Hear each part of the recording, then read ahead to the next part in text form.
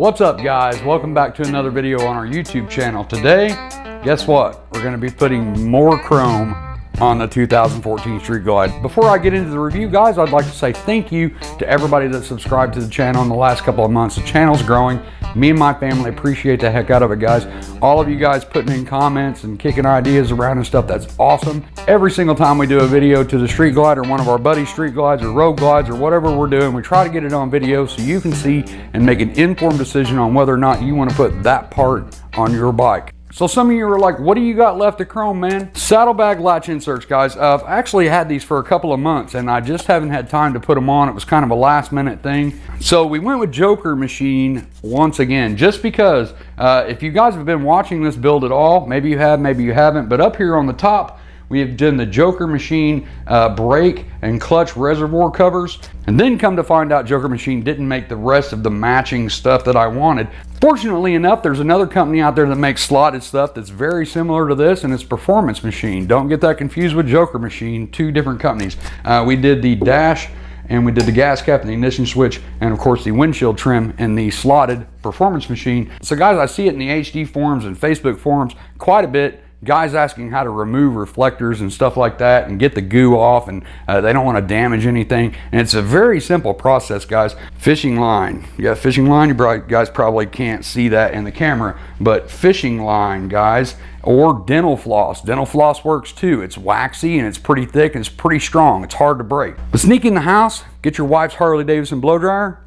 I'm just kidding, it's not Harley, but just get a blow dryer, guys. Heat up that reflector. Just keep moving it back and forth till you get that reflector. You feel it's kind of hot, and it kind of loosens up that goo in the back.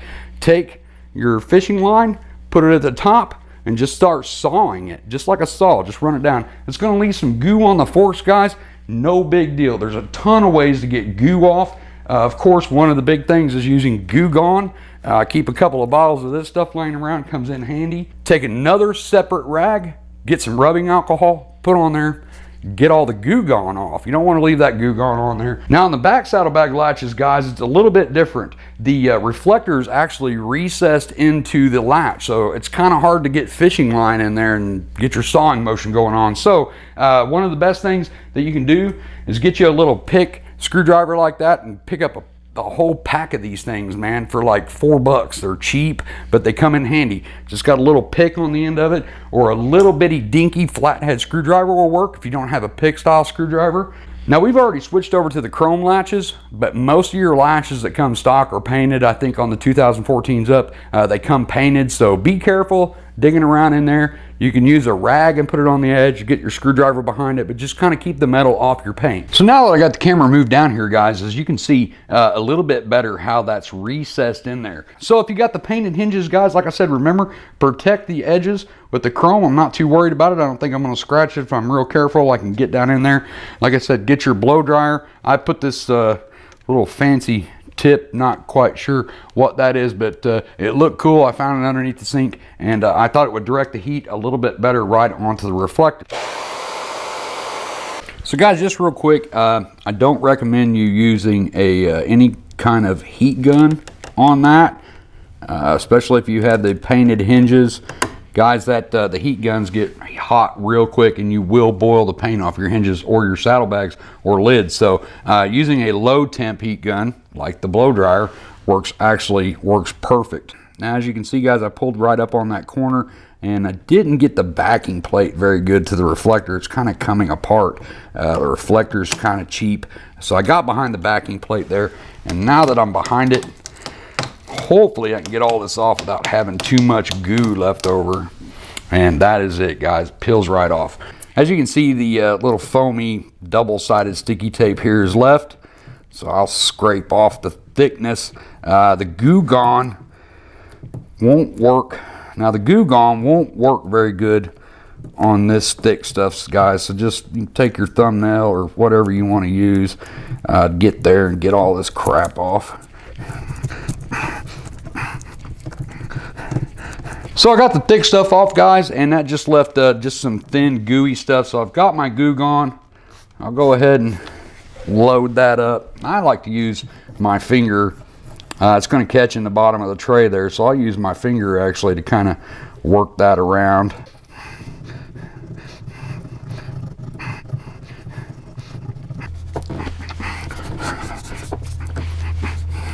Now that I've got it all cleaned off, guys, like I said before, you want to get a different rag that doesn't have your goo gone or whatever you use to take it off with. Get a separate rag, rubbing alcohol.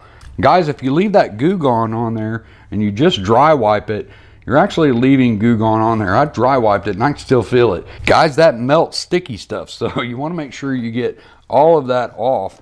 The new ones that you put on are applied the same way with the double-sided sticky tape, so you want to make sure that you get all of the goo gone off or whatever you're using. Now what I like to do now is just let it set for about 5 or 10 minutes just to make sure that my alcohol is dry, and then I can come back and I can feel it again to make sure that I didn't miss anything, and I can also make sure that it's not still kind of slippery from the goo gone. So guys, one thing I want to mention before you put these on, it's pretty cold here in Illinois right now. You want to make sure that anything that you're sticking this to is up to temperature, at least 60 degrees or more. So if it's kind of cool in your garage, after you get this all clean, take your blow dryer or whatever you're using, go back over it again, get that metal up to temperature. You really want this to stick. If you stick it on cold, it may not stick that good. So guys, here's another quick tip too. Anytime you're using double-sided sticky tape like this, always make sure when the film is still on it, take your thumbnail or a screwdriver or something that you can scratch this tape up with.